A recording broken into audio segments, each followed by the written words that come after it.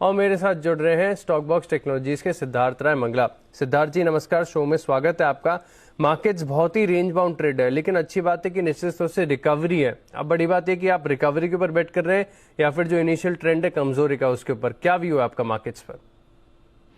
नमस्कार Ashish ji, good afternoon. पहले तो आशीष जी, लोहड़ी और मकर संक्रांति के अवसर पर जी बिजनेस की पूरी टीम को और सभी व्यूअर्स को बहुत बहुत बधाई।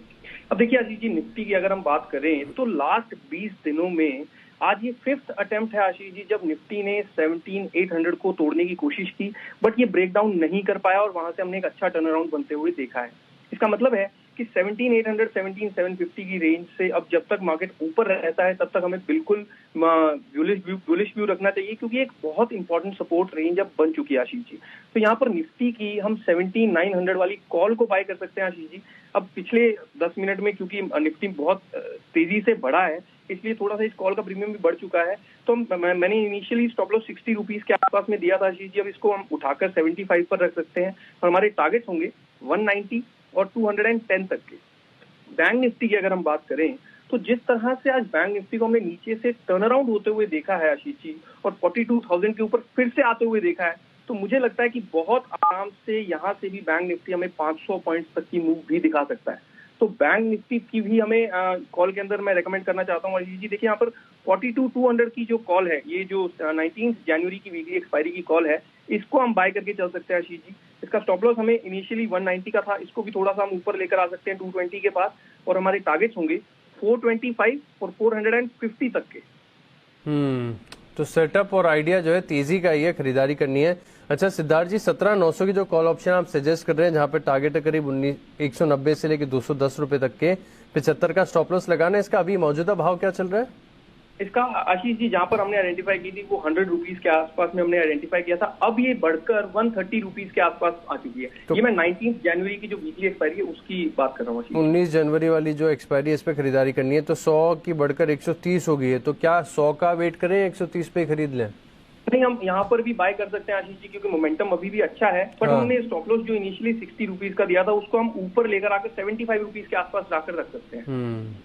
तो 130 के आसपास मिल रही है, कर लीजिए खरीदारी। 75 का लगा लीजिए स्टॉप लॉस, और 190 से लेकर 210 तक के जो टारगेट्स हैं निफ्टी की 17,900 19 जनवरी की कॉल ऑप्शन में आपको देखने को मिलेंगे। वहीं निफ्टी बैंक की बात करें तो 42,200 की जो कॉल ऑप्शन है, 425 से लेके 450 तक के टारगेट्स यहाँ पर है, 220 का स्टॉप लॉस है, और इसमें निफ्टी बैंक में भी मौजूदा भाव पर करें खरीदारी। ओके, तो निफ्टी बैंक दोनों जो है यहाँ पर आपको फोकस करना है लॉन्ग साइड पर। अच्छा, बात करते हैं स्टॉक्स में, तो स्टॉक्स में आज दोनों तरफ के एक्शन देखने को मिल रहे हैं, आप कहां पर बेट कर रहे हो? आशीष जी, मैं दो स्टॉक्स लेकर आया हूँ, दोनों ही लॉन्ग साइड के हैं, क्योंकि दोनों में बहुत अच्छा मैं टर्न अराउंड देख रहा हूँ। पहला है आशीष जी ग्रासिम। यहाँ पर देखिए आशीष जी, लगातार एक महीने से हम गिरावट बनते हुए देख रहे थे, लेकिन एक बहुत अच्छा टर्न अराउंड आज के सेशन में स्टॉक ने दिखाया है। तो ग्रासिम को हम बाय करके चल सकते हैं। स्टॉप लॉस हमें रखना होगा 1640 का, एंड हमारे टारगेट्स होंगे 1685 और 1690 के।